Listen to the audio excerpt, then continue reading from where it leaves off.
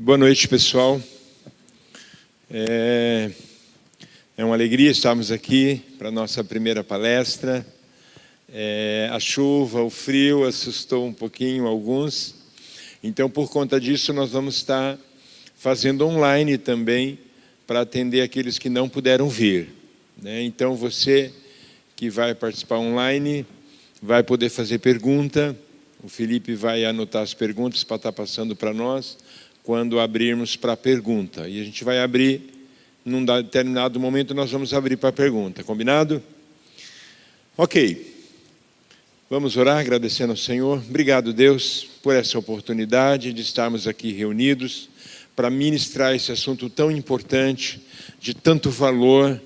Obrigado porque temos aprendido sobre isso e vamos poder ajudar muitas pessoas. Obrigado por todos que estão aqui, aqueles que estão online, que não puderam estar aqui e vão poder participar online. Que o Senhor venha realmente trazer revelação, capacitação e que nós possamos, a partir dessa palestra, ter muitas pessoas conscientes e preparadas para praticar prevenção à pornografia, prevenção à erotização, prevenção ao abuso sexual e, sobretudo, dar educação sexual de qualidade aos seus filhos. Muito obrigado, Pai, em nome de Jesus. Amém. Bom, pessoal, falando em educação em sexualidade, vamos começar fazendo uma perguntinha. Como e onde você aprendeu sobre sexo? E como você ficou sabendo de onde vêm os bebês? Eu gostaria de ouvir. Quem quer falar? Quem quer compartilhar? De onde ficou sabendo que vinham os bebês? Cegonha. Fala. Hã? Cegonha, eu também. Eu lembro dessa história, a gente fazia desenho e tudo, né? Cegonha com um tecido no bico, né? E uma criancinha sendo conduzida. Ele até lembra quando a cegonha trouxe. Olha como é forte essa informação, né? E a maioria de nós, em relação a sexo, o aprendizado foi com os coleguinhas, com os primos, com os vizinhos, com os amigos. E a galera mais nova, né, abaixo de 30, muitos pelos sites pornográficos. Infelizmente, esses são os educadores. Acredita-se que a grande maioria esmagadora das crianças abaixo de 15, o acesso deles a essas informações se deu pela pornografia. Para vocês terem uma ideia, a média em que uma criança começa a acessar pornografia é 10 anos. 8, 9, 10 anos. A maioria das crianças começam a acessar. Por quê? Porque elas têm um celular aberto onde os pais não acompanham o que elas estão vendo. Muitas crianças têm um celular disponível e os pais não têm acesso ao que elas acessam. E aí acabam descobrindo da pior maneira, né? Da maneira mais cruel, que vai trazer sequelas absurdas. Eu acho que a gravação, a gente precisaria sair de frente do povo, porque eu não consigo falar com o povo. Tem como ela ir do lado de lá da mesa? É possível? Porque eu não consigo, eu preciso estar vendo. Você está interagindo aqui, ficou meio complicado. Ok, nós vamos então começar falando sobre o que é educação sexual e o que é educação em sexualidade. Os dois termos são aceitos hoje e são usados quando se fala em educação em sexualidade ou educação sexual. Mas muitas vezes a ideia da educação sexual está apenas relacionada ao genitálias e relação sexual. Então, nós vamos estar usando o termo educação em sexualidade, porque sexualidade fala do ser como um todo, fala de sentimentos, de afeto, de emoções, de relacionamento, de toque, como eu toco, como eu recebo toque, como eu toco, como eu enxergo o outro, a relação de respeito. Então, educação em sexualidade abrange todas as áreas da nossa vida, porque a nossa expressão nos relacionamentos está diretamente ligada a como nós fomos ensinados. Como um homem deve agir, como uma mulher deve agir, como um homem reage em determinada situação. E tudo isso está ligado à sexualidade. Então, educação em sexualidade é muito mais amplo do que apenas falar sobre como é o órgão masculino, como é o órgão feminino, como que acontece a relação sexual. Vai muito além disso. Então, nós precisamos ficar atentos que para oferecer aos nossos filhos, sobrinhos, netos, a educação em sexualidade, nós precisamos ficar atentos a passar a informação completa, né, em todos os aspectos que envolve. Então, para você ter uma ideia, um resuminho super aceito dentro dos estudiosos de educação em sexualidade, fala que a educação em sexualidade é parte integral da personalidade de cada um. É uma necessidade básica e um aspecto do ser humano que não pode ser separado de outros aspectos da vida. E que sexualidade é muito mais do que a energia que motiva a encontrar o amor, o contato, a intimidade, a expressão, na forma de sentir, na forma de se tocar e ser tocado. Então é muito, muito amplo essa ideia.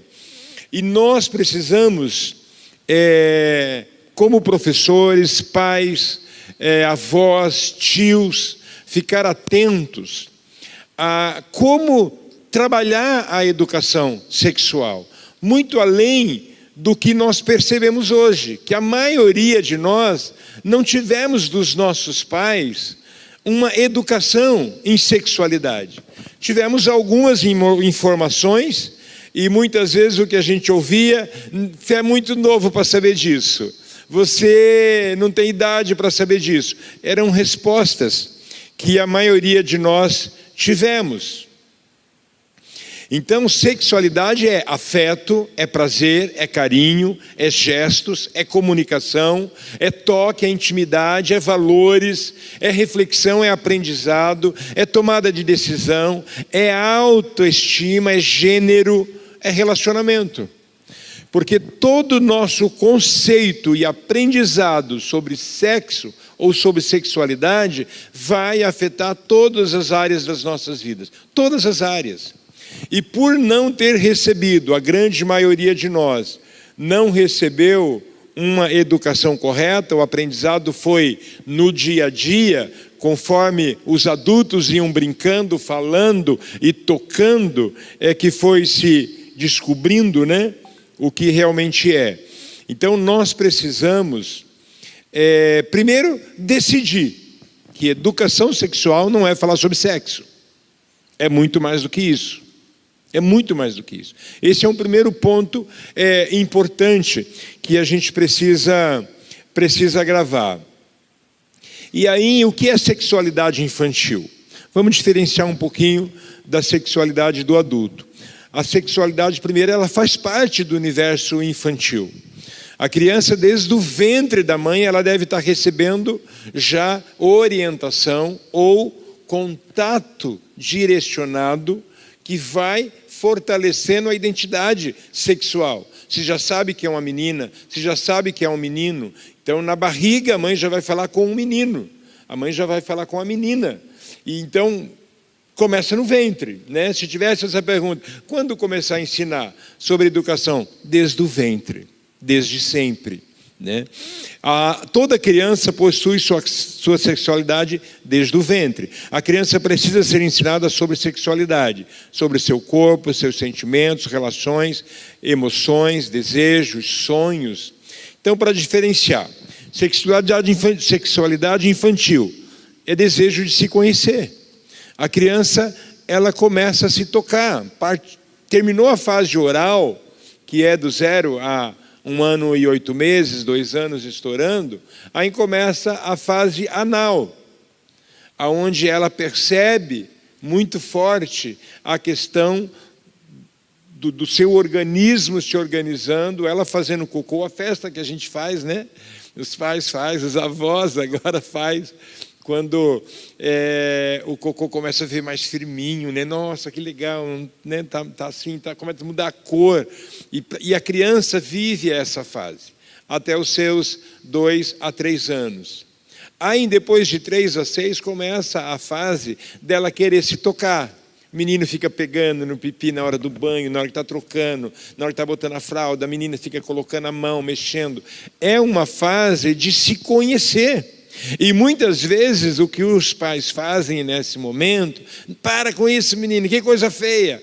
Fazem ações que vai gerar entendimento ou reflexos desse tipo de contato, né? Para vocês terem uma ideia, não sei se todos aqui sabem, mas a maioria de nós aprendemos que é mão, quando a criança fala mão, pé, a gente acha o máximo, né? Que a criança começa a identificar as partes. Mas a gente não ensina a criança a identificar as suas genitálias. O menino aprender que pênis é pênis, não é pintinho, não é não sei o quê. O nome que se dá, então, para a genitália feminina? 1000 nomes. A maioria, tem muitos adultos hoje que não sabem que a genitália feminina chama vulva, e não é vagina, é vulva. Adultos não sabem disso. Por quê? Porque nós não ensinamos, né? Não se fala sobre isso, não se fala. E a orientação sexual hoje ensina que desde bebê, o menino deve saber que ele tem um pênis, a menina deve saber que ela tem uma vulva, e ela precisa, né, saber disso, saber identificar corretamente. Que tem muitos adultos hoje que não sabem, por exemplo, isso. Se eu posso ensinar a criança a identificar seu joelho, seu pé, sua mão, sua cabeça, seu olho, seu nariz, onde está a boquinha, onde está o olhinho, e a criança vai falando. Mas não se fala das partes íntimas, por causa de alguns tabus. E isso não é saudável, é interessante, é importante que a criança cresça ouvindo o nome correto. Ela tem um pênis, se ela é um menino. Se ela é uma menina, ela tem uma vulva. Ela ouvir a forma correta. A sexualidade infantil, sem maturidade física, sem maturidade psicológica. Então, uma criança, quando ela tem comportamento sexualizado, não é porque ela tem maturidade, porque ela nem hormônio tem. É porque ela foi introduzida por causa do abuso, da erotização ou da pornografia. E ela desenvolve um comportamento que parece de uma criança sexualizada. Mas, na verdade, ela apenas está manifestando, repetindo o comportamento do que viu, do que fez ou do que ouviu. Mas ela não é sexualizada. Que nem esse desembargador, vocês viram recente? O desembargador, vocês ouviram essa história? De um professor que mexeu com a criança, abusou de uma menina de 12 anos, e a menina pediu segredo para a menina sobre aquele assunto todo. O problema veio à tona, parou, foi lá, aí o desembargador fala assim, o problema é que as mulheres estão correndo atrás dos homens hoje, né? Por falta de homem, né? Então elas estão correndo atrás de homens. Gente, que fala mais infeliz? Que fala mais absurda desse desembargador? Tanto é que ele está sendo caçado, né? Por tamanha besteira. Então, criança não tem maturidade nem física, nem psicológica para falar sobre sexo, tá? Para entender sobre sexo. O adulto tem maturidade física e psicológica. Psicológica talvez, né? Mas física o adulto tem. Ele desenvolveu fisicamente. Seja homem ou mulher, fisicamente ele tem maturidade para o sexo. A criança não. A criança não tem hormônios sexuais. Os hormônios começam a aparecer nas meninas a partir da menarca, né? A partir desse momento começa a explosão de hormônios, por isso acontece a menarca, e os meninos também, nessa faixa de 11, 12, 13 anos. Hoje está se começando um pouco mais cedo, né? Até por causa da exposição, eu acredito, mas normalmente os hormônios começam a aparecer no início da puberdade, no início da adolescência, que é 12 anos. Não há hormônio, já falei, não tem repertório. A criança ela não tem repertório e fantasias sexuais. Ela não tem. Quando ela tem?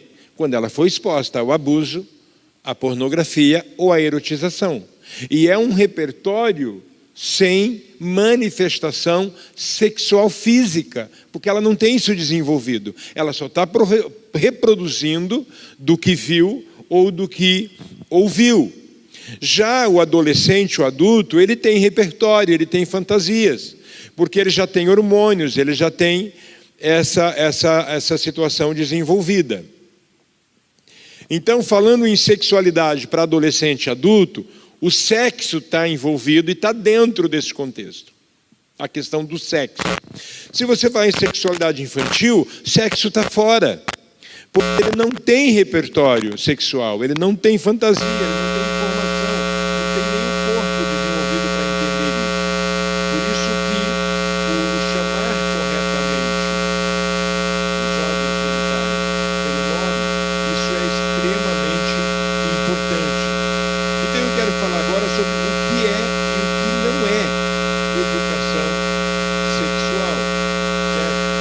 É muito importante nós entendermos sobre isso, o que é e o que não é educação sexual.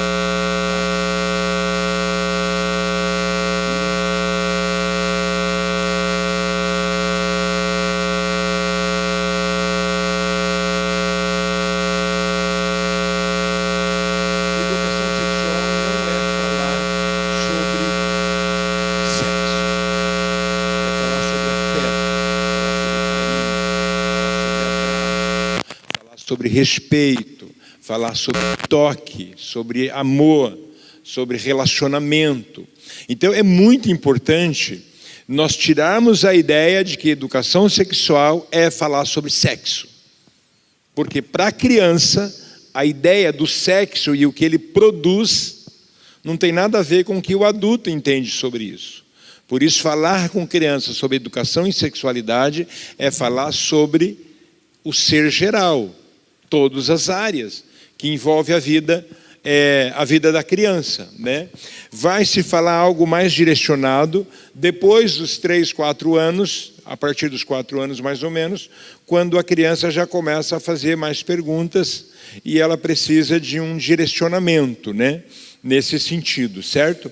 Então, a sexualidade infantil, nós vamos estar falando de afetividade, propriamente dito, que é expressões de emoções, de sentimentos, de toque, educação do corpo. Vamos falar sobre a biologia com a criança, sobre esses aspectos, falar sobre a capacidade dela agir, existir, ser, se relacionar, ver, sentir, muito mais nesse sentido, tá certo?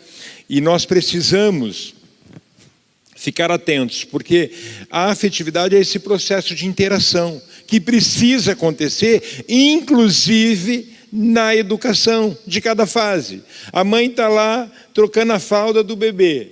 O que ela precisa estar falando com a criança agora? Que está limpando a vulva da criança, está limpando o pênis da criança. Ela precisa estar falando com a criança sobre isso. Estou limpando sua vulva, está deixando bem limpinha, ficar bem cheirosa, para você ficar bem saudável, para essa sujeirinha não fazer nenhum mal para você. Ela precisa estar falando com a criança a respeito do que está fazendo. E muitas vezes, na correria, a mãe chega, mas você mijou de novo! E fala um monte de coisas negativas enquanto está tocando, enquanto está limpando. Ai, como é que está vermelho isso? Porque você mija toda hora. Essa fala, esse tipo de contato vai deixando memórias negativas relacionadas à parte íntima da criança. E isso não é educação sexual. Isso não é. Isso vai comprometer o desenvolvimento da criança.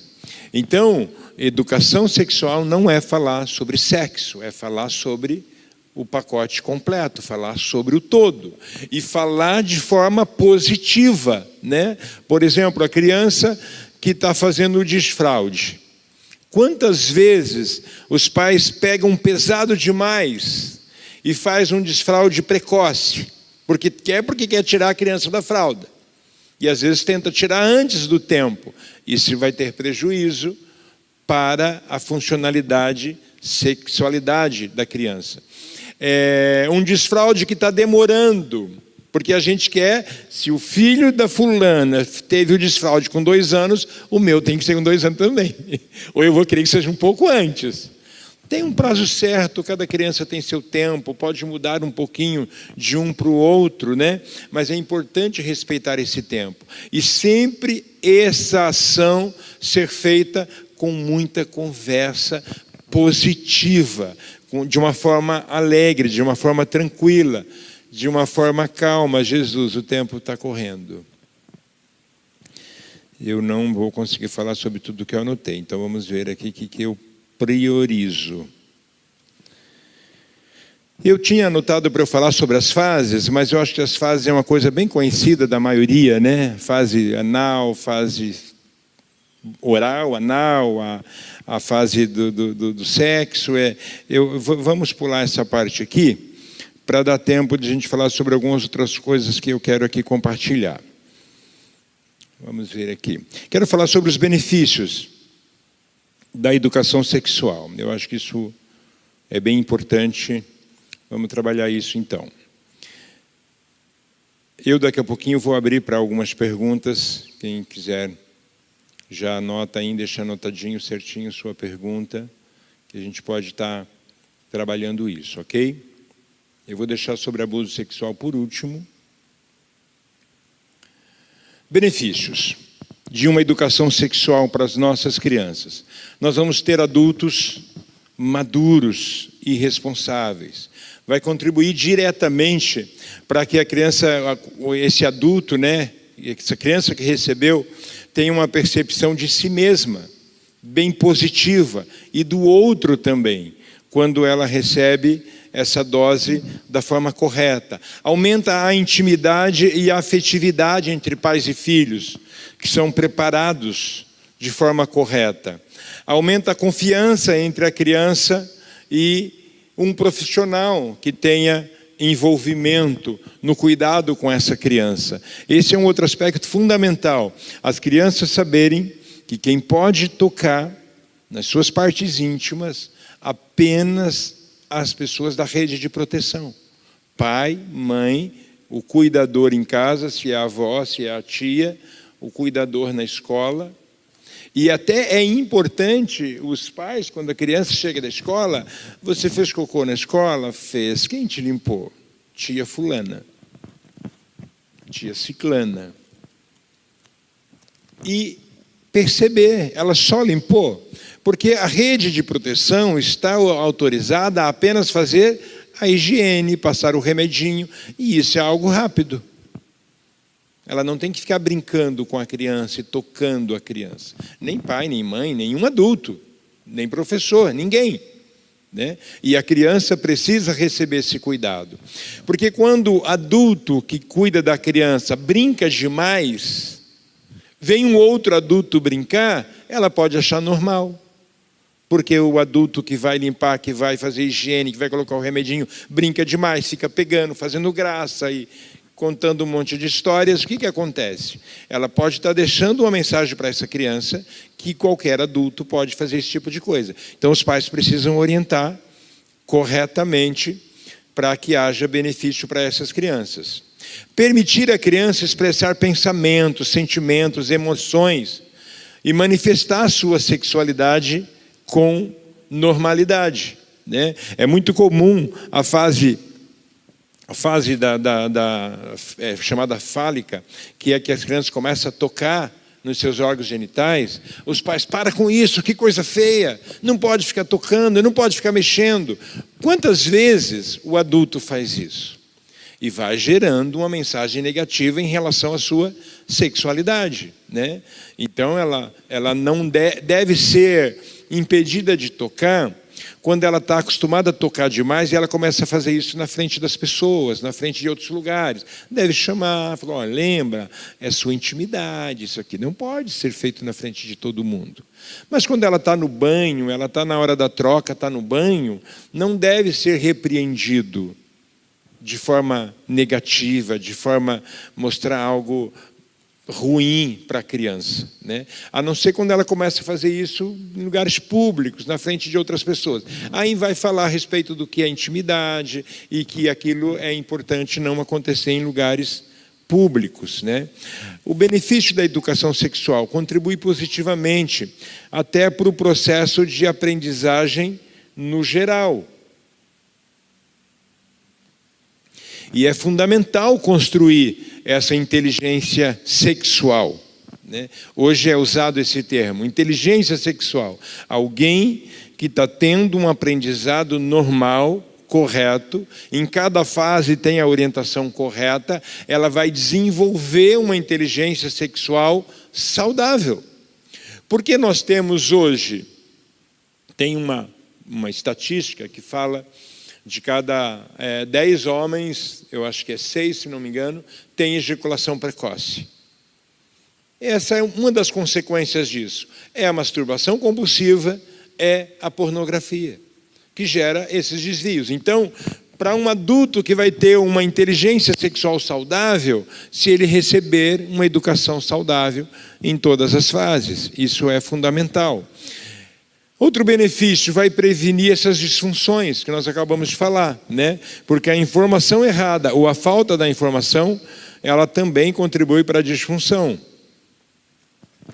A criança aprende limites, aprende os princípios, que é o limite corporal, a intimidade, a privacidade, o consentimento, o respeito ao seu corpo e ao corpo do outro.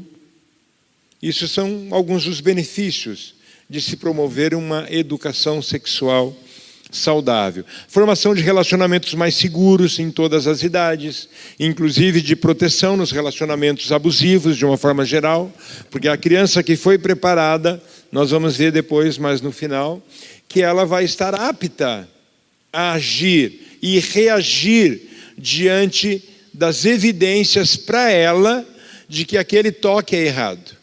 Aquele tipo de carinho está errado. Aquele tipo de relacionamento está errado. Ela vai estar preparada para reagir. Isso é fundamental. É uma ferramenta, né, poderosa para a criança se proteger. Porque criança informada é criança protegida, tá? Isso é muito importante.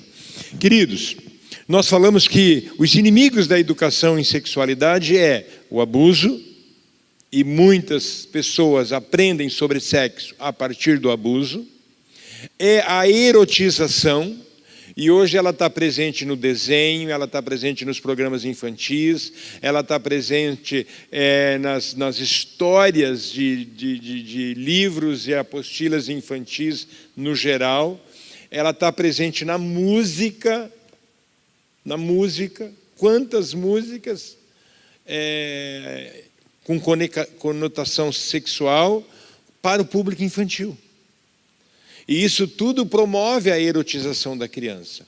Você vai nesses programas de calouro infantil, olha a roupa das crianças quando se apresentam, olha a roupa das meninas que estão ali dançando como se apresentam, todas erotizadas, todas já sendo trabalhadas aspectos que vai ter consequências absurdas. Então, o desafio da educação sexual correta é proteger nossas crianças desses principais inimigos: a pornografia, a erotização, o abuso sexual. Quando a gente fala em abuso sexual, a maioria de nós, mais velhos, temos a ideia do abuso apenas com a realização do coito anal, do coito sexual. A ideia do abuso. Se não houve isso, não teve abuso, né? Eu me lembro de uma história que envolve minha família, que quando a criança compartilhou que o pai tinha feito determinadas coisas, a situação ficou super agravada da forma com que a mãe tentou tirar dela o assunto. Houve um abuso, esse é um fato.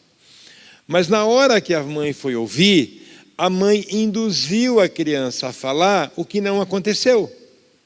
Porque fica assim, mas ele te tocou, ele pegou o pênis e colocou,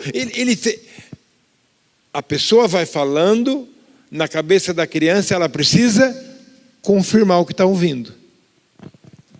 Então a criança foi confirmando o que a mãe foi falando. Mas ele levou você para um quarto escuro, ele fez isso. A criança ia falando o que fez. Porque na cabeça dela, o que a mãe está falando, está sugerindo, eu preciso confirmar. Isso é muito comum, em muitos casos. O abuso aconteceu. Quando acontece um abuso? Quando um adulto ou um mais velho toca no outro, fala com o outro, se move em relação à criança para obter prazer. Pronto, isso é suficiente para ter se estabelecido um abuso. Não é o ato em si que é o abuso, é a intenção do adulto ou do mais velho relacionar, mostrando pornografia, falando sobre isso, mesmo sem tirar os órgãos genitais para fora, mas se enroscando para a criança perceber, isso é abuso.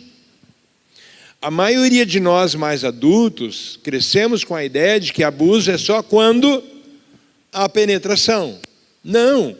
Qualquer intenção do adulto em obter prazer sexual no contato com o vulnerável, seja ele um adulto que tem problemas mentais, seja ele uma criança, essa intenção de extrair prazer de forma errada é um abuso.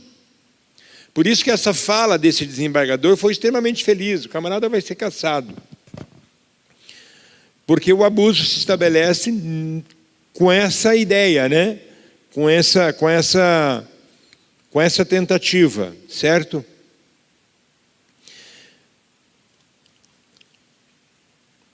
Então, o adulto, quando compartilhado a respeito do abuso, a criança chega e diz que aconteceu.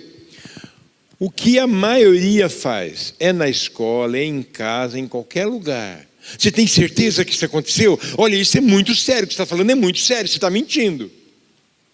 Tudo que o abusador falou para ela é que não adiantava ela contar para ninguém, que ninguém ia acreditar nela.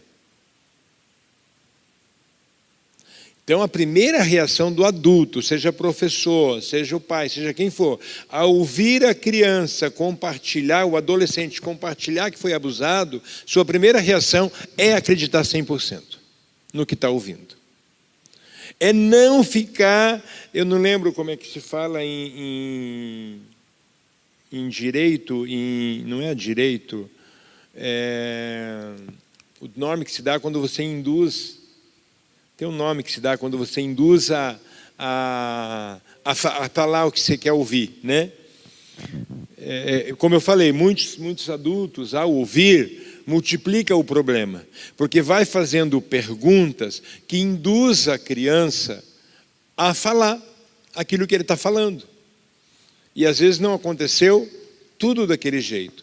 Só que quando passa por um psicólogo, e dependendo do psicólogo, ele percebe que tem muita coisa ali que não aconteceu, consegue tirar da criança que isso e isso não aconteceu, pode colocar como se nada tivesse acontecido.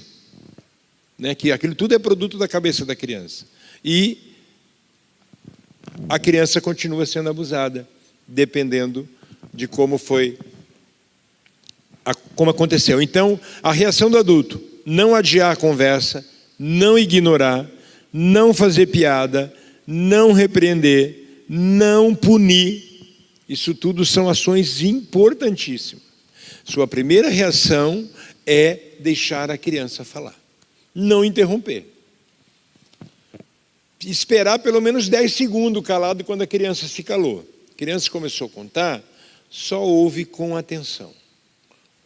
Deixa ela falar. Ela parou de falar, espera, conta até 10, antes de começar a fazer interferência. Porque às vezes, na ânsia de querer entender, o adulto faz interferência e bloqueia a criança que está aberta para falar. Então, se você mostra qualquer reação de espanto, ela vai parar de contar. Porque aquilo te apavorou que ela... Não vou falar sobre isso. Ela percebe que... Então, você faz cara de paisagem, fica muito tranquilo, mostra muita compreensão, mostra que está interessado em ouvir e deixa a criança falar enquanto ela quiser falar. Deixa ela falar, deixa ela falar. Ela quer falar, deixa falar. Ela parou de falar, conta até 10 antes de você interferir. Porque muitas das crianças, quando compartilha que foi abusado, elas são severamente repreendidas. E elas mesmas acabam falando que é mentira, que não sabia o que estava falando, porque é isso que a mãe quer ouvir. Por que eu estou falando a mãe quer ouvir? Porque mais de 40% dos abusos é o pai, é o padrasto. Mais de 40% dos abusos é o próprio pai ou o padrasto que comete. Então, por isso, é muito importante quando a mãe, alguém, a professora, seja quem for, que a criança teve a coragem de contar, apenas ouça, sem crítica, sem reprovação. Porque quando é a mãe que escuta a criança falando que o pai tocou, ela vai, mas como você é mentirosa? Seu pai nunca ia fazer um negócio desse. E já bloqueia a criança, e é tudo que o abusador falou. Não vão acreditar em você. A sua situação vai ficar pior. Né? Porque o abusador ameaça de 1000 maneiras para a criança não conseguir contar. Quantas pessoas vão conseguir contar no encontro com Deus? Já está com 30 anos, está com 40 anos, nunca tinha falado nada para ninguém. Quantas vezes a gente escuta situações assim nos encontros com Deus, que a pessoa nunca teve coragem de falar para ninguém. Por quê? Porque o abusador deixou claro que ela nunca ia ser ouvida, ninguém ia acreditar nela. Isso é muito comum.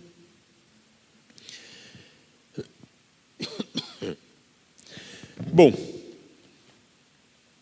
uma coisa importante que eu coloquei numa das mensagens, né, que nós mandamos, é você ensinar a criança o que são as partes íntimas, o que são as partes secretas. E esse cuidado precisa começar desde os pais, desde casa e desde muito novinho, muita criança, muito bebê já ir ouvindo que as partes íntimas da menina são os seios, a genitália e o bumbum. São as partes íntimas. Ninguém pode brincar com isso, ninguém pode tocar, só a mamãe quando vai limpar ou passar remedinho, só se já está na escola a professora, só a vovó que cuida, só quem cuida pode tocar. E só para limpar ou para passar o remedinho, só não pode brincar. E quantos de nós crescemos com adultos fazendo brincadeira? Quantos de nós? Há pouco tempo eu ouvi de um homem já muito adulto, o quanto fez mal o avô cada vez que chegava, deixa eu ver o pinto, me dá o pinto, e grudava o menino e forçava até conseguir pegar no pinto do menino, na frente de todo mundo. A mãe rachava de rir, não faça isso, pai, ele não gosta. E isso trouxe trauma. Avós que saía com o pênis de fora brincando com as crianças, correndo atrás das crianças. Quantas histórias nós mais velhos já ouvimos sobre isso? Por quê? Aquilo que foi normalizado dentro de casa como brincadeira, qualquer outro adulto, ao tocar, a criança vai entender que está brincando também, como o pai brinca, como a mãe brinca. Oi.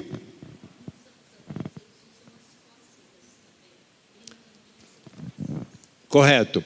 A Cris está colocando que muitos abusadores começa fazendo cócegas, gostando de fazer cócegas nas crianças. E, na verdade, a maioria ganha a confiança da criança, né, a partir das brincadeiras. Lembrando que mais de 80% dos abusos ocorrem dentro de casa. É pai, é irmão, é avô, é tio, é primo, foi dentro de casa.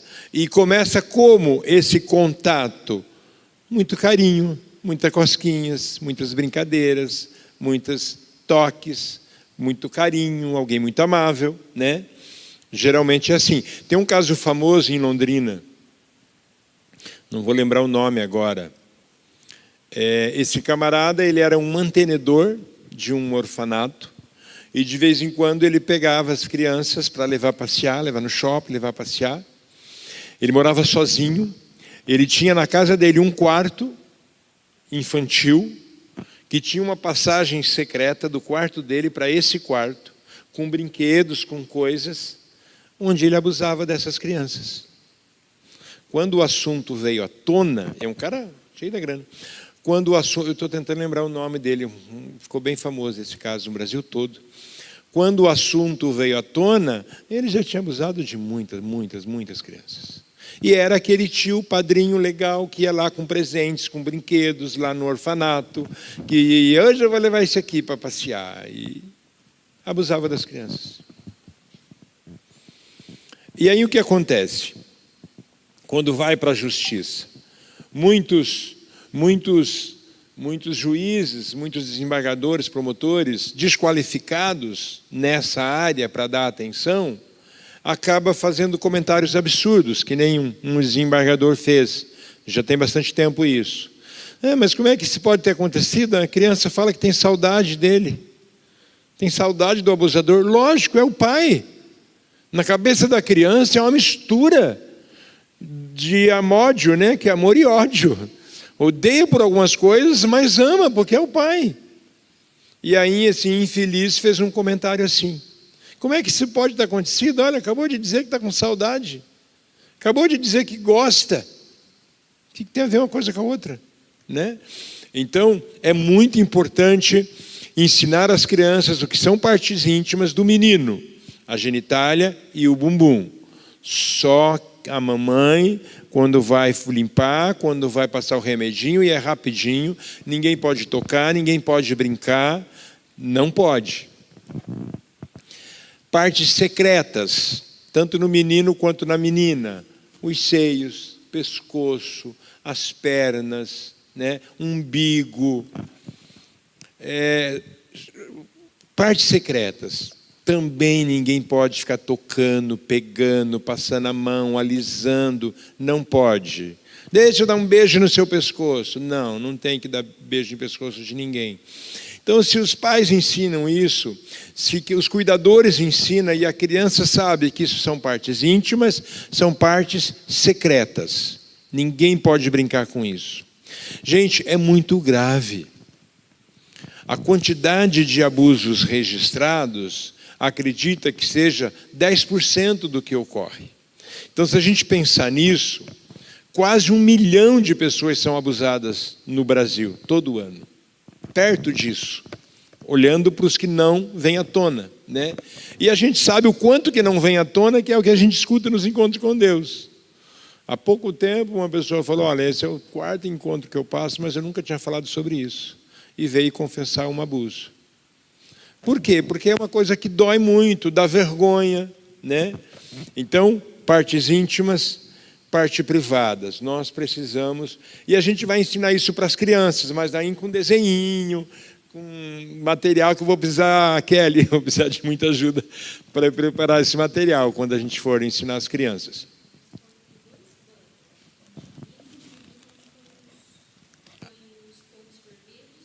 Ah, que legal. Esse material é muito importante para ensinar às crianças, preparar as crianças, capacitar as crianças. Só que crianças preparadas, sem pais preparados, é quase nada. É quase nada. Então, mais importante do que as crianças preparadas, que é muito importante as crianças estarem preparadas, é pais muito preparados, pais muito atentos. Por exemplo, muitos abusos ocorrem na noite do pijama, aonde era para ser a noite do pijama de 2, 3, e de última hora alguém colocou um bem maior lá no meio. Eu não sei se todos sabem, mas há um tempo atrás nós tivemos uma criança de 11 anos, enquanto estava tendo a célula na sala, eles estavam brincando sozinhos no quarto, essa criança de 11 anos mostrando pornografia para as crianças de 6, 7 anos, dentro de uma casa, durante uma célula. Então, imagino que não acontece numa noite de pijama, se não tiver adultos muito preparados para supervisionar isso. Então, qual é a orientação? Sem noite de pijama, de preferência, né?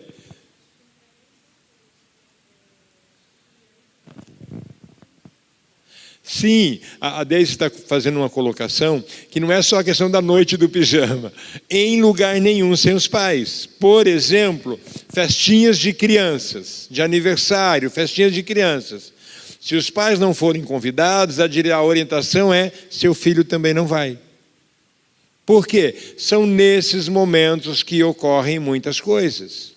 Então, pais, fiquem atentos. Orienta, vai fazer uma festinha de criança, é para a família toda. Porque sempre vai ter um adulto mais atento, né, ajudando também a cuidar, a passar orientação, ok?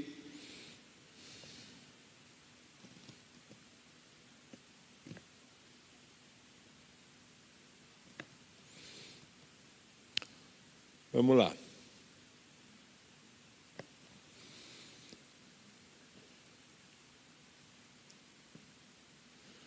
Eu não anotei aqui.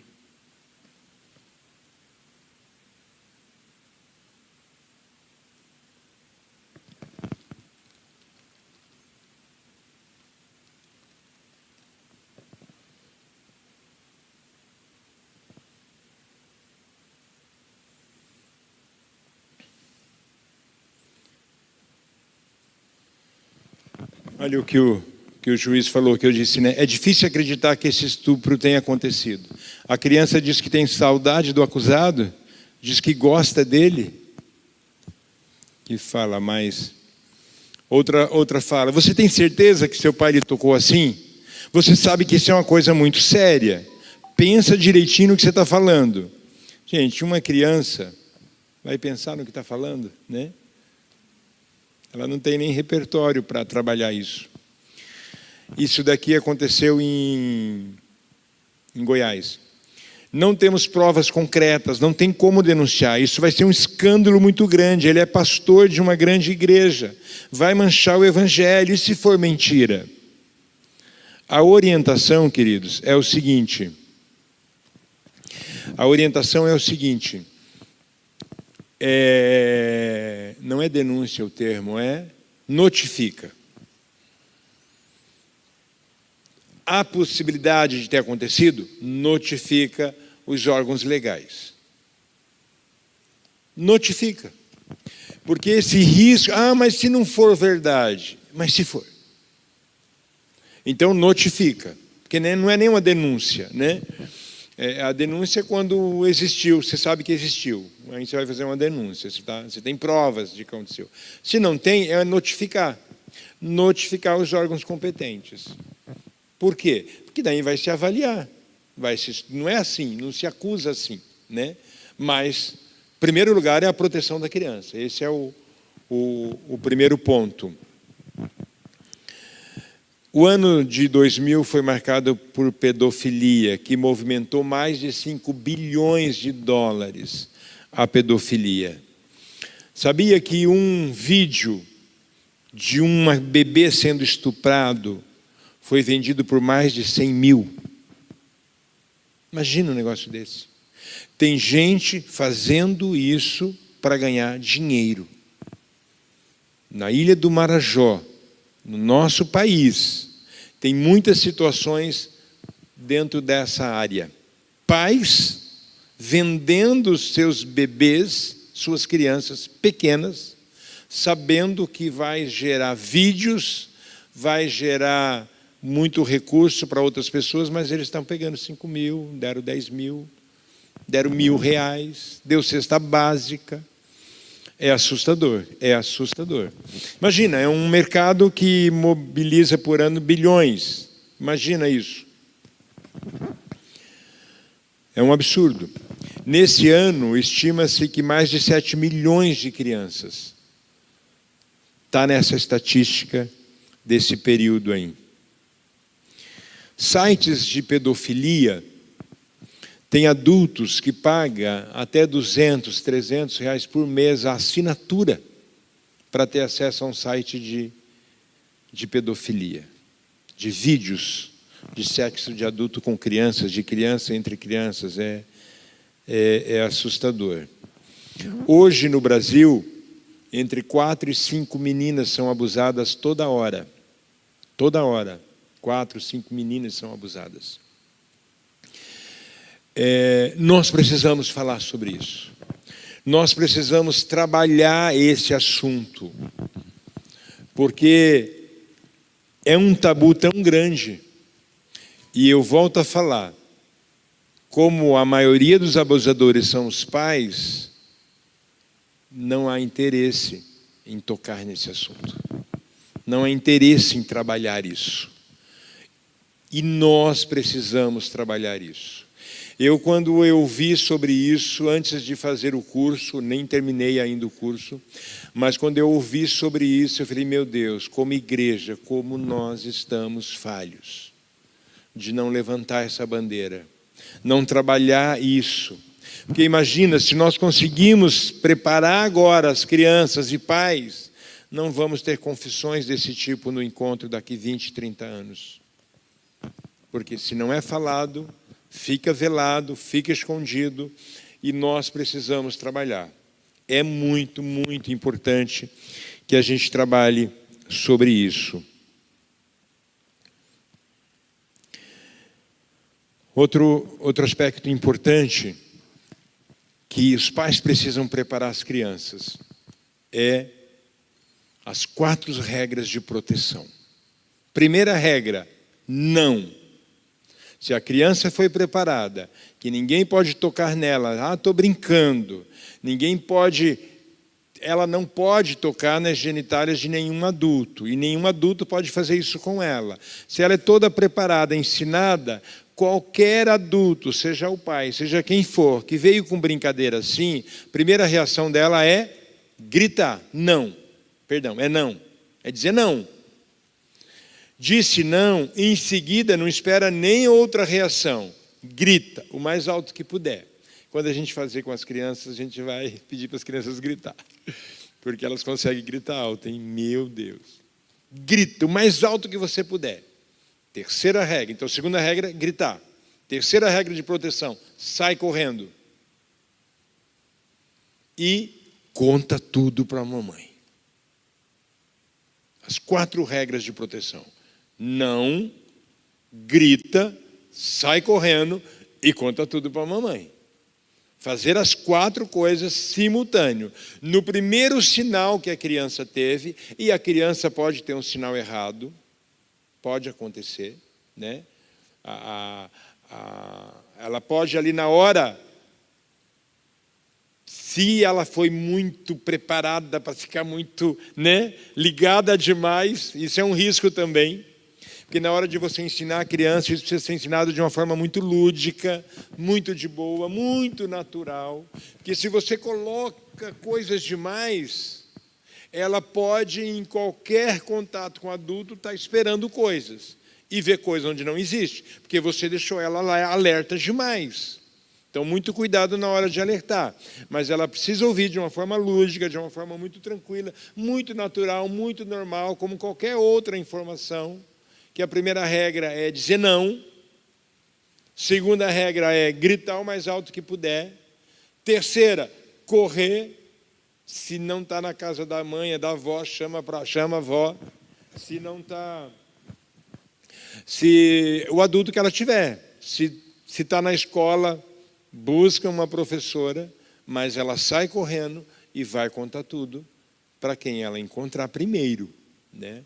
São regras de proteção. Por quê? É difícil a criança chegar a colocar isso em prática. Porque o abusador é de dentro de casa. É o irmão, é o tio, é o primo, é o pai, é o padrasto. Nós tivemos, há pouco tempo, no Encontro com Deus aqui, uma criança que contou uma situação que ela estava vivendo, né?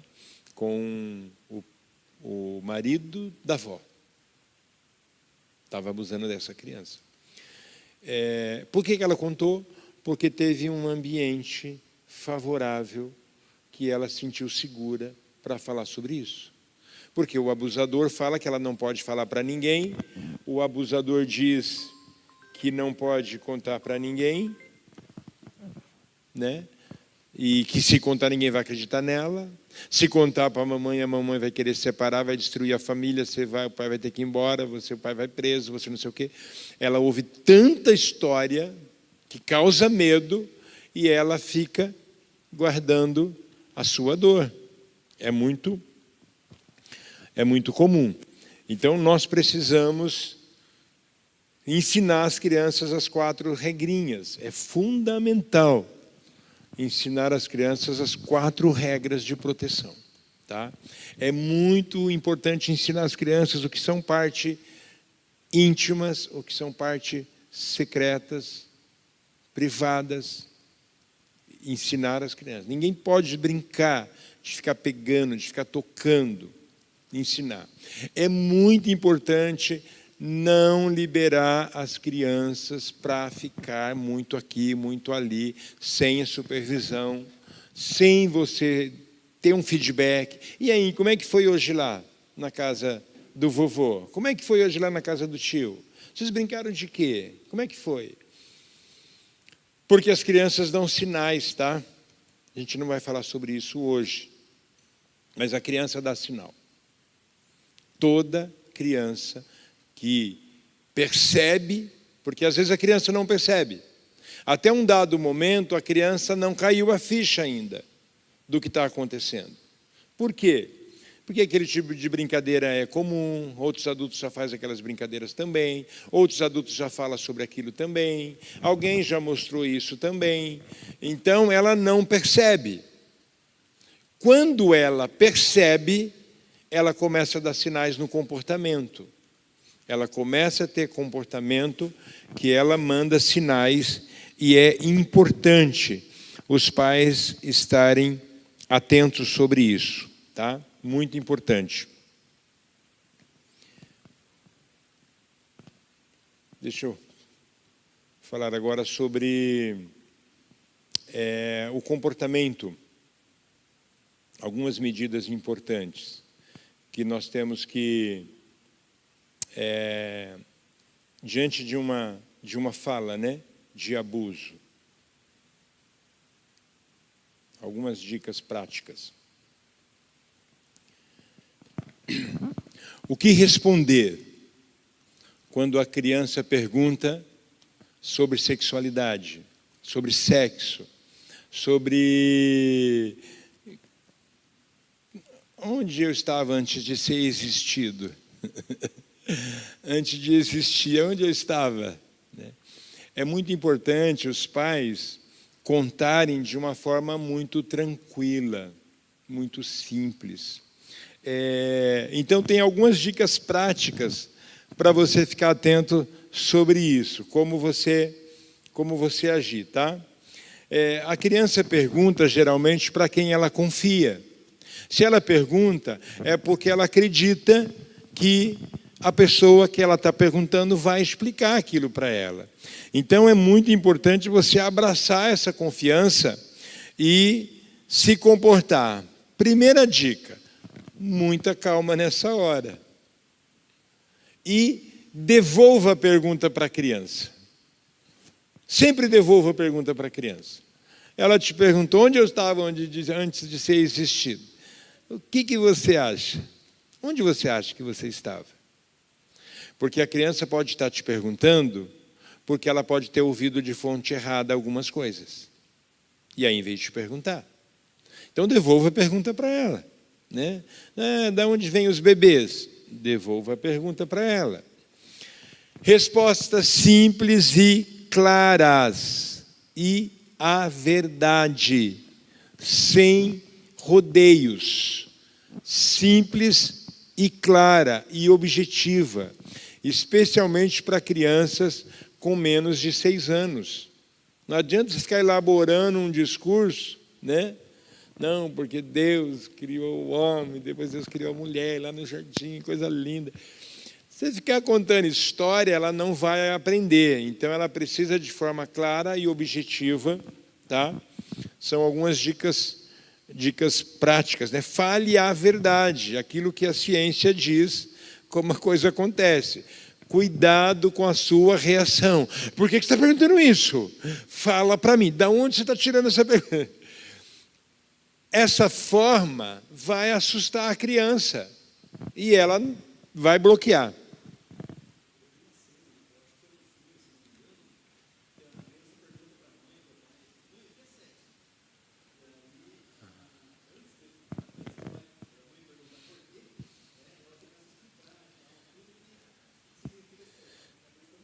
Uhum.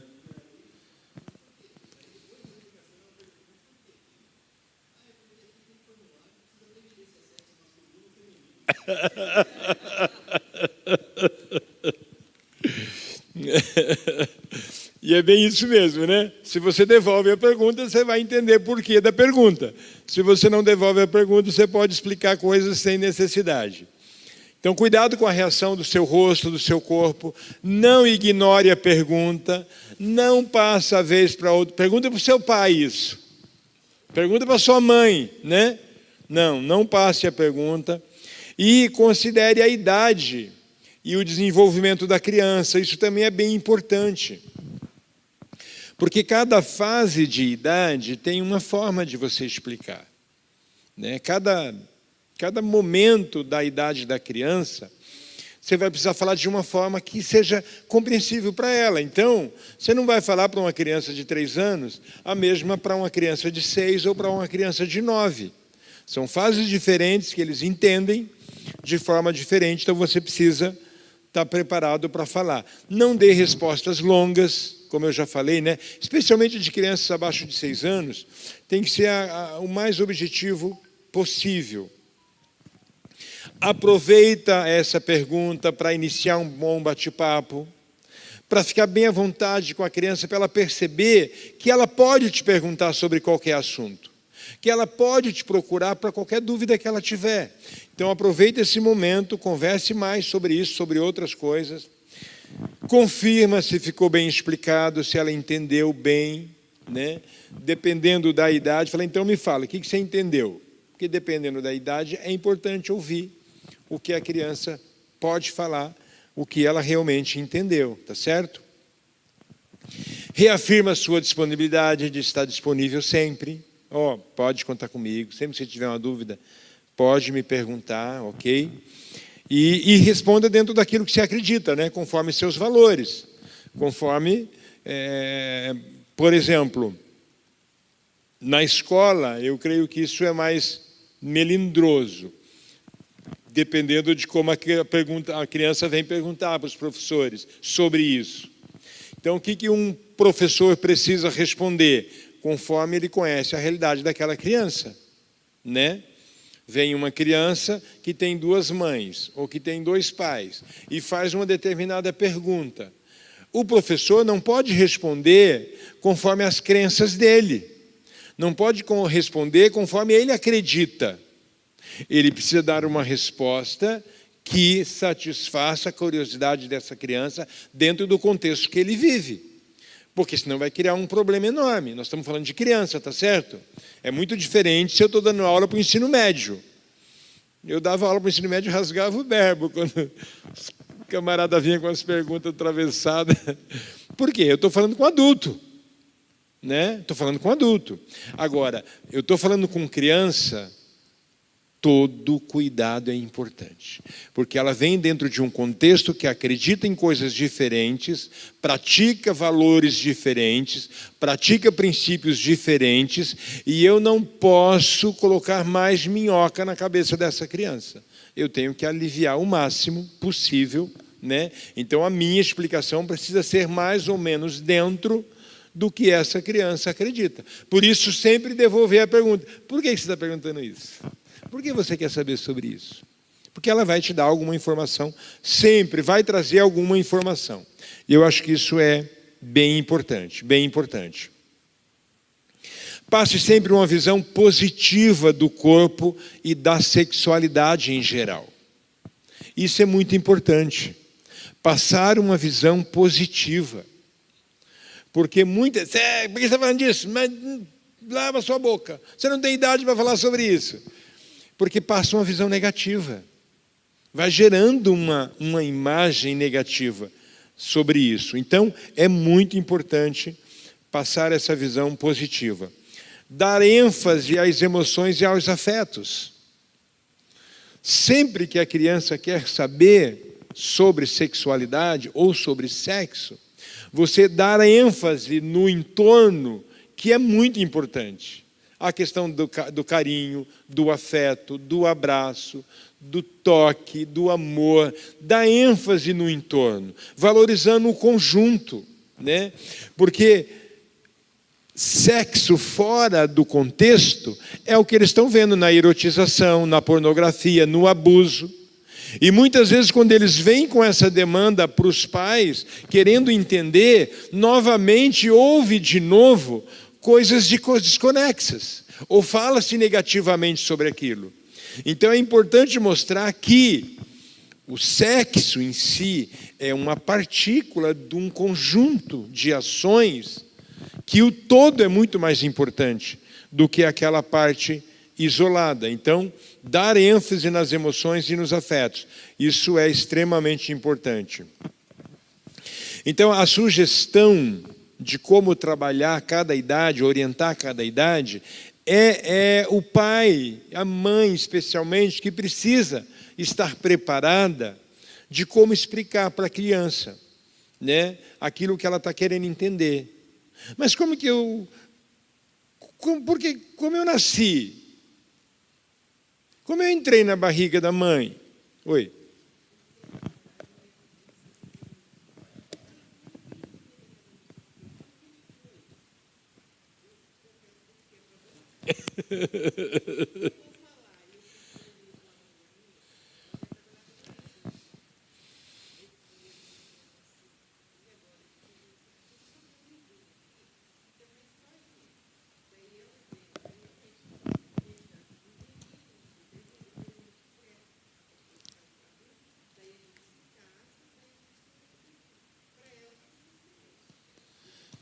Dependendo da idade é suficiente, dependendo da idade ela quer um pouquinho mais de informação.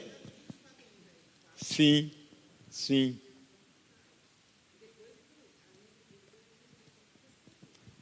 Sim.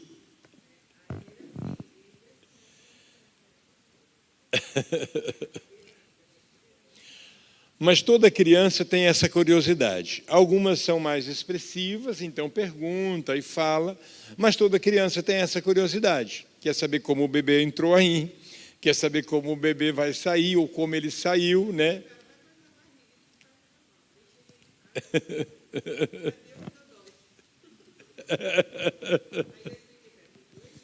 Uhum.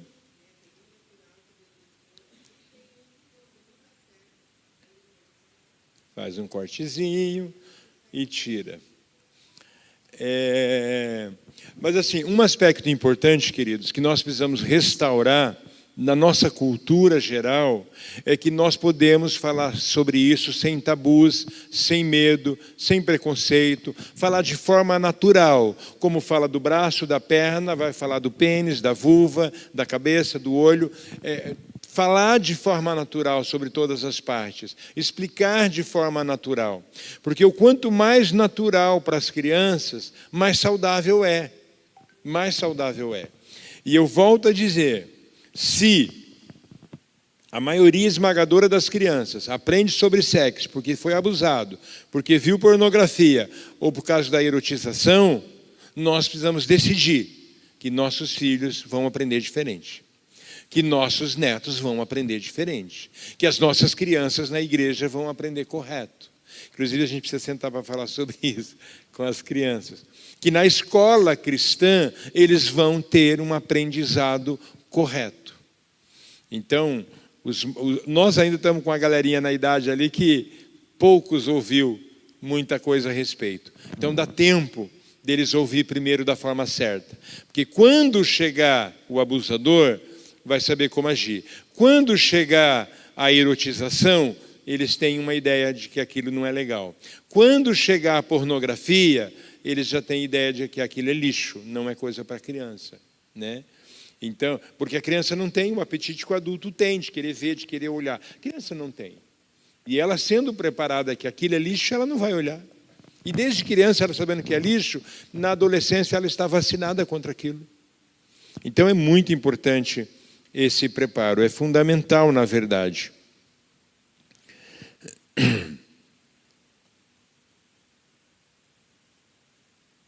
Ok. Nós vamos abrir para perguntas. Jair.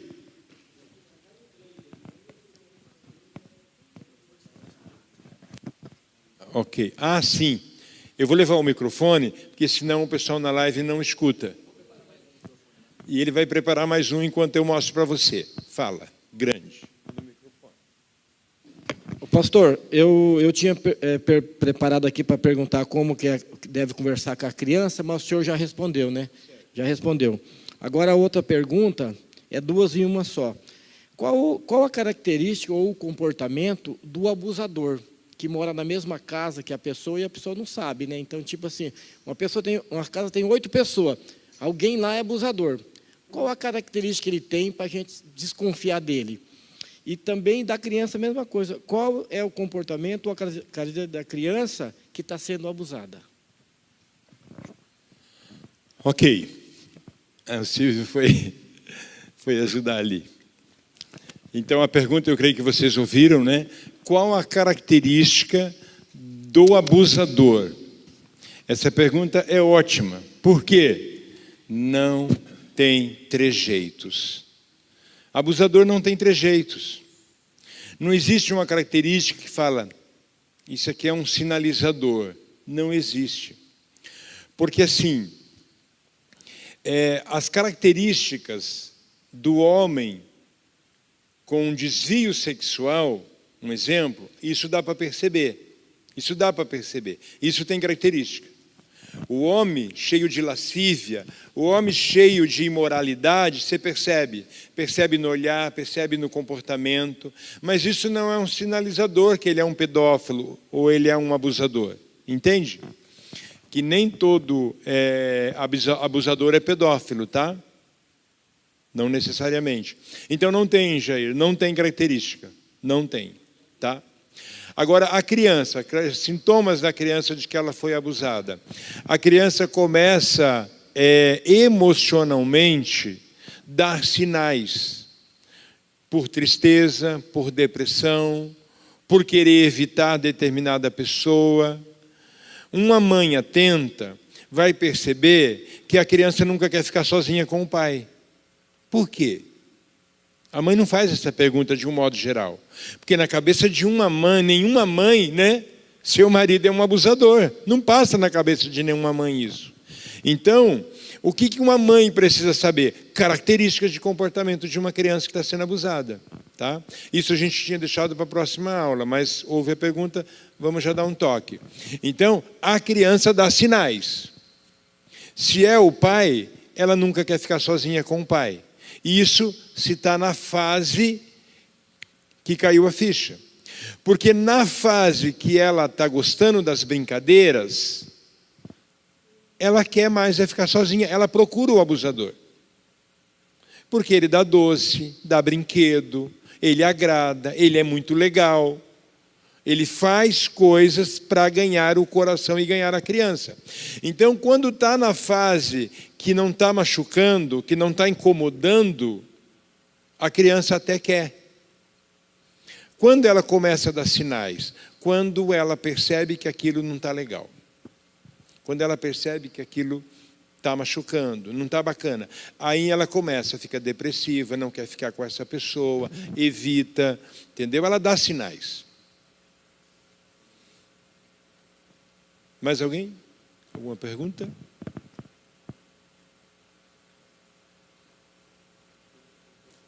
Tem pergunta online? Faz aí.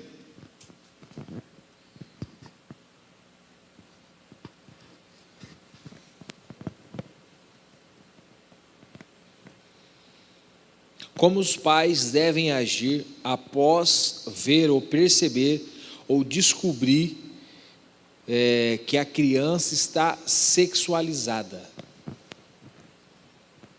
Viu pornografia ou sofreu um estupro, um abuso? Como os pais ou os responsáveis devem agir?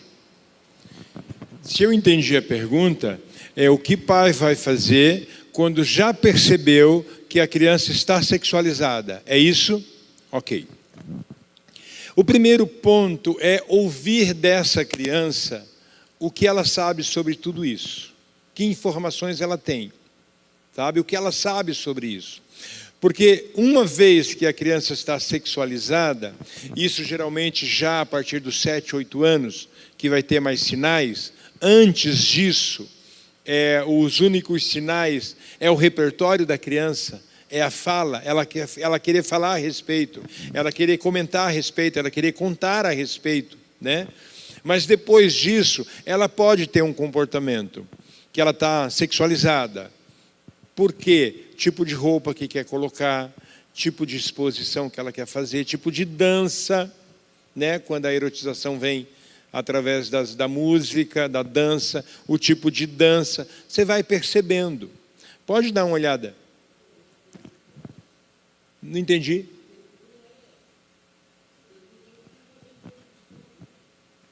É isso que eu estou dizendo.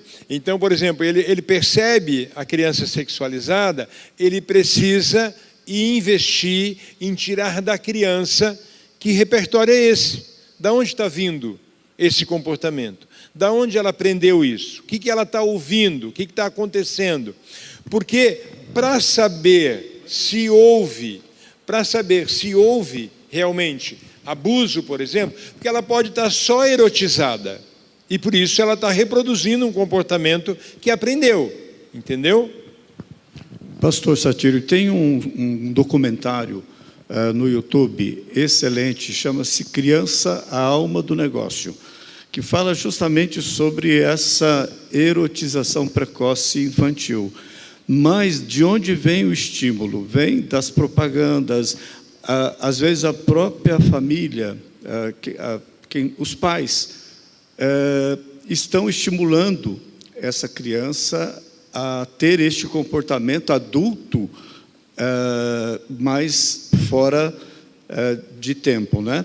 Então, essa pergunta, eu diria também, para estes pais investigarem o estímulo.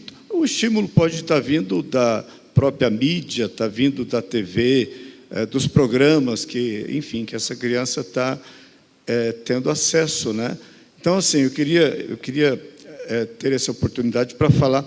Vale a pena, eu incentivo todos que estão aqui procurarem este documentário. Ele é muito profundo, é longo, mas ele realmente é esclarecedor. É uma obra já de mais de 15 anos. Eu acho que tem até quase 20 anos, mas vale a pena assistir. Criança, a Alma do Negócio. Documentário Criança, a Alma do Negócio. Sugestão do pastor Saulo, que vale a pena ver. Eu não conheço, eu vou ver esse documentário. Então, essa questão da sexualidade pode não necessariamente ter nada a ver com abuso, apenas a questão da música, da mídia, do som, dos desenhos, né, daquilo que ela está vendo. Quais os órgãos que devem ser acionados? A notificação é o boletim de ocorrência? Correto. A notificação, Conselho Tutelar, E tem um formulário que eu não lembro o nome agora específico, mas depois eu mando. Quem está precisando dessa informação, entre em contato comigo, eu te mando. Tem um formulário, não lembro agora o nome do formulário, que se preenche quando acontece a notificação. Você está notificando isso. Tem um telefone específico também, não me lembro agora. Eu devia ter trazido esse telefone, não lembro agora, mas eu mando depois também no grupo geral aqui, e mando para quem está pedindo. Mas o primeiro é notificar o Conselho Tutelar. Até quantos anos os pais podem dar banho nos filhos? E se podem tomar banho juntos? É extremamente saudável os pais tomarem banho com seus filhos, em qualquer idade, tá? Quando isso deve ser evitado? Quando a própria criança não quer. Porque quando chega na fase de 7, 8, 9 anos, as próprias crianças não querem, porque elas começam com a privacidade dela. Por exemplo, é muito comum os pais errarem nesse sentido, quando a criança começa a querer privacidade, e aí a mãe fala: que é isso, moleque? Eu sempre, nossa, te conheço de fio a pavio. Vou entrar assim. E ele não quer mais que entre no banheiro agora, porque ele já está fazendo sozinho. Ele está no banho, não quer que ninguém entre no banheiro, porque ele está tomando banho. Então, quando deve ser evitado? Quando a própria criança não quer mais. Mas esse banho junto, não é recomendável que seja, por exemplo, o pai ou mãe totalmente nu, né?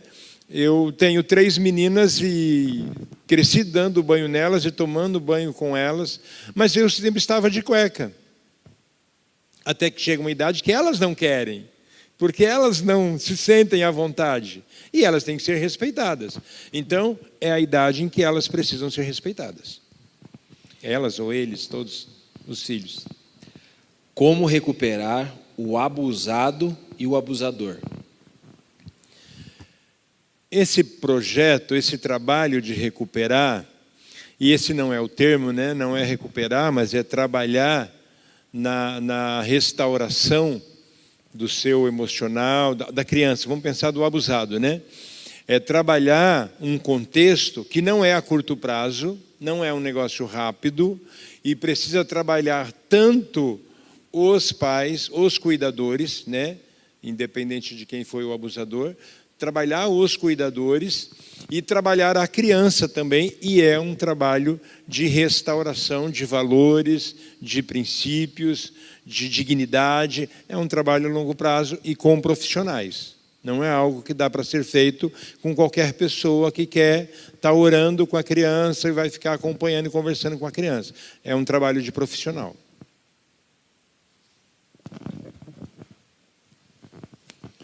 O Jair está me trazendo aqui o canal para ligar, é o Disque 125. Aqui está o documento, Cisdeca, eu não lembrava o nome. Denúncias de violação dos direitos da criança e do adolescente. Obrigado, Jair. Aí não tem mais perguntas? Diga.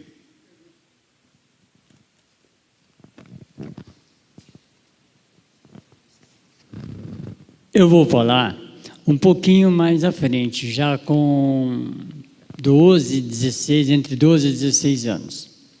Como fotógrafo, eu fui muito em eventos de 15 anos. Para mim, os últimos eventos eram uma nojeira, porque tinha aquela, por exemplo, dança na boquinha da garrafa, tantas outras músicas que erotizam. E principalmente as meninas, como o senhor já falou, com roupas curtíssimas, fazendo isso na frente dos pais, dos avós. E muitos avós, pessoas mais de idade, que estavam no evento, a gente via que ficavam muito constrangidos, envergonhados. Mas a família é conivente com isso. Isso é uma realidade na nossa sociedade atual. Sem dúvida. A família é conivente e incentiva. Eu estou lembrando de um pai que começou a levar a filha para cantar, para dançar. Ela ainda muito menina, com 7, 8 anos, começou. Hoje, acho que é MC que fala, né? Melody. Menina tem 15 anos hoje, né? E o pai levava desde os 7, 8 anos para ela se apresentar, cantar, toda erotizada, toda destruída, né? Tá rica, muito rica, mas só Deus sabe a realidade emocional dessa criança, né? É muito triste, porque a família, de um modo geral, faz muito esse incentivo. Eu lembro dessa história que você está falando, né? A idade denuncia, né? A boquinha da garrafa denuncia. Eu lembro de crianças cristãs cantando e dançando dentro de casa, e os pais achavam, ai, aprendeu na escola, ai, que graça. Os Mamonas Assassinos. Infelizmente. Bom, retomando aqui, nós, pais, educadores, professores, nós precisamos ficar atentos. Não respondi uma parte de uma pergunta. Deixa eu voltar aqui. Como recuperar o abusador e o abusado. Eu falei só do abusado, né? Como cuidar da criança. O abusador tem dois caminhos. Uma vez denunciado, o tratamento começa na cadeia, né? Uma vez denunciado, o tratamento começa lá. Não houve denúncia, ele tomou a iniciativa de confessar e quer ajuda, é outro tratamento, tá? É outro tratamento. Porque, embora a medicina diz que para o pedófilo não tem cura, que para o abusador não tem cura, nós, enquanto cristãos, nós sabemos que nós temos um Deus que cura, nós temos um Deus que trata, nós temos um Deus que sara. Então, aquele que confessa sem que passou, né, a história foi há trocentos anos, hoje, adulto, ele confessa algo que aconteceu há muito tempo, e ele quer ajuda, ele quer ser sarado, quer ser curado, é um outro tratamento, né? Agora, uma vez que a coisa está acontecendo, ele mesmo vem em conta de algo que está acontecendo, tem que ser notificado nos órgãos competentes. Mesmo o abusador que veio falar do que está acontecendo. Porque nós estamos falando de um crime grave, né? Os órgãos competentes precisam ser notificados. Eu estou falando porque eu já tive essa situação de alguém falar 40 anos depois.